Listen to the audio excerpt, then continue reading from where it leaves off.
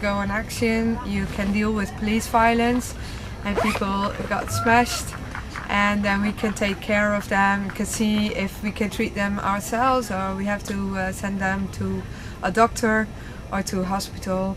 At least they get the right medical attention what they need. Basically what we deal here is like on the campsite we have our base, that's the medic tent, but when people go out for action they go on the street and we try to let medic teams go with them. So for the future I would say like always take care of your own body, be aware, try to get enough sleep or as much as possible.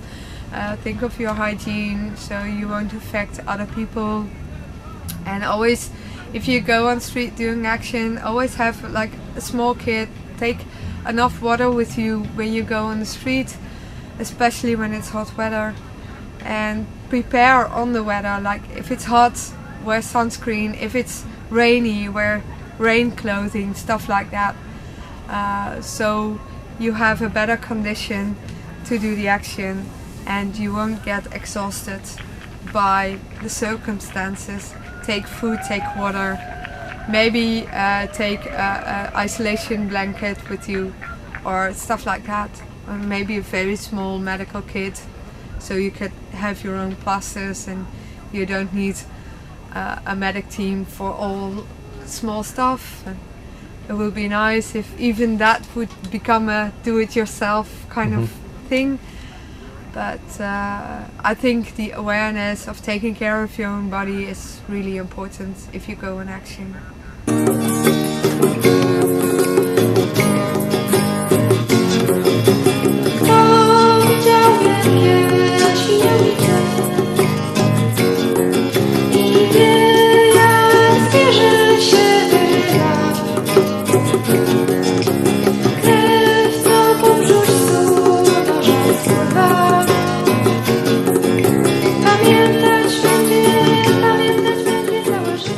There's a whole fuss about climate change, and one of the main reasons why this climate is changing, one of the main factors of CO2 extraction into the air is mainly the fact of meat production and meat industry and meat transport.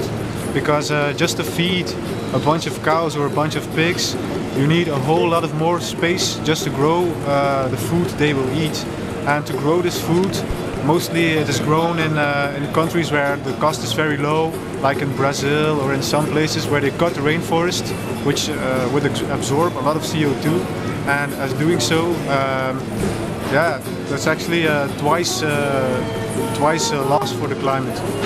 First time they get a lot of carbon into the air by cutting the forest, and secondly they're just growing stuff there that's only the soil is not very fertile, so only for a few years it will grow soy, then they have to move to another piece, and still the soil is then shipped or exported back to the Western countries where it is mixed and given to the animals for feed. So it really enlarges our impact on climate. When many experts have already shown that we really need to do something, it's really important that we start changing the way we act on our environment. And eating less meat, or if only better, eating no meat, is a really effective measure in this. Vegetarianism will climate change for better. Vegetarianism will feed the poor countries. Vegetarianism will save animals. Vegetarianism will get your body healthy, will give you energy, will get your spirits healthy, will get your body healthy. It's an action at the Delhaize supermarket in the center of Antwerp, in a very posh neighborhood, a lot of shops and shopping mall. It's in Antwerp because we have the climate action camp at the moment in Antwerp. It's about all kind of actions against climate change. There will be a coal action, it's about nuclear, but agriculture is also one of the main causes of climate change, and agriculture is often forgotten. It's more important altogether than all the traffic and transport together. And from this agriculture is actually mainly the production of meat and dairy products that are contributing to climate change. And for this reason we closed the meat department of the supermarket. We put some lines in front of it, some signs, we had a big banner just to tell people not to take the meat this time.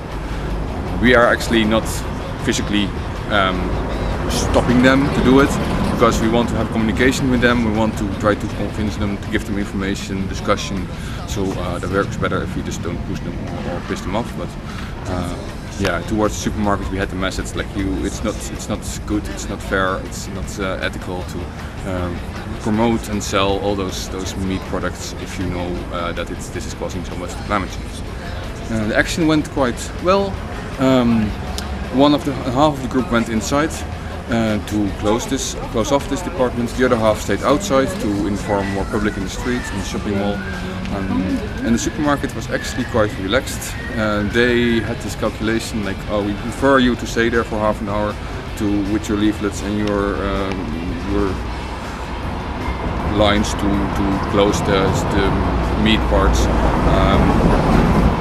We have rather this than that we have police and troubles and more activists and fights inside. But then the police came and the police was not so relaxed. They were really strict. They had the duty to do, they had the job, and they wanted to get rid of all the activists. First they moved people outside to the street, not in the shopping mall, and afterwards they went inside to tell us that we really had to leave. But the funny thing was that we had actually we told them no, we had to deal with the manager, and the manager said we can stay here for half an hour. And no, you have to go. We have here the manager, and the manager tells us that you have to go. And then the manager said, no, actually they're right. You can stay for 15 more minutes. And then the police was like, oh, okay, shit, we will go. We have nothing more to say here. So it went quite quietly. We spread all the leaflets. We have handed out vegan food to show people that it's actually you can have nice food without having meat in it. And now, one moment we just decided to go because we made our point. We have more actions to prepare. We don't have leaflets anymore, so it was a good action. We notice that with the oil prices that sometimes with peak oil that is coming closer and closer, so the fact that at a certain point our energy addiction will not longer be possibly satisfied by the oil, that there is more and more investments again, not only in nuclear energy but also a lot in coal energy.